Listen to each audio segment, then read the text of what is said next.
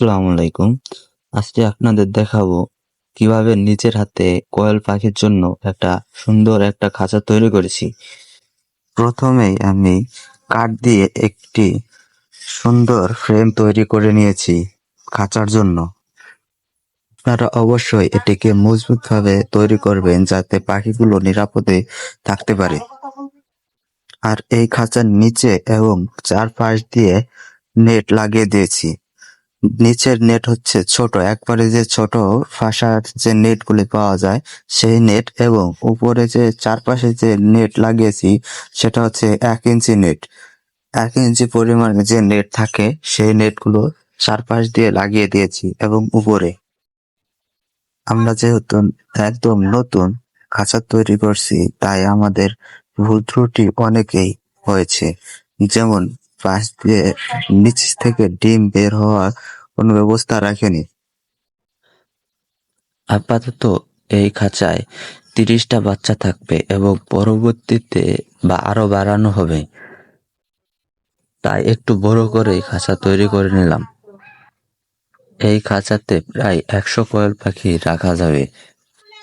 তারপরও আলহামদুলিল্লাহ যে আমরা সুন্দর একটা খাঁচা তৈরি করতে পেরেছি। এই খাঁচাটি তৈরি করতে আমার বাড়ি থেকে যে কাঠ ছিল সেই কাঠ দিয়ে হয়েছে, এবং এই নেটগুলি কিনে আনতে হয়েছে। এই নেটগুলি আপনাদের বাজার থেকে পেয়ে যাবেন, যে কোনো বাজারেই পেয়ে যাবেন। যেহেতু আমরা জীবনে ফার্স্ট টাইম খাঁচা তৈরি করতেছি, তাই আমার সময় একটু বেশি লেগেছে।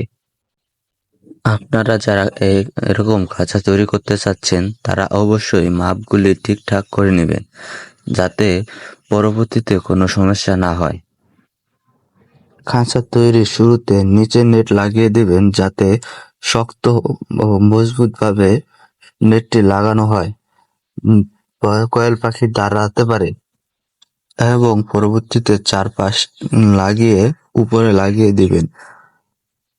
আপনারা যারা কোয়েল পাখি পালন করতে চান কিন্তু বাড়ি জায়গা খুঁজে পাচ্ছেন না, তারা খুব কম জায়গায় একটি খাঁচা তৈরি করে পাখি লালন পালন করতে পারেন।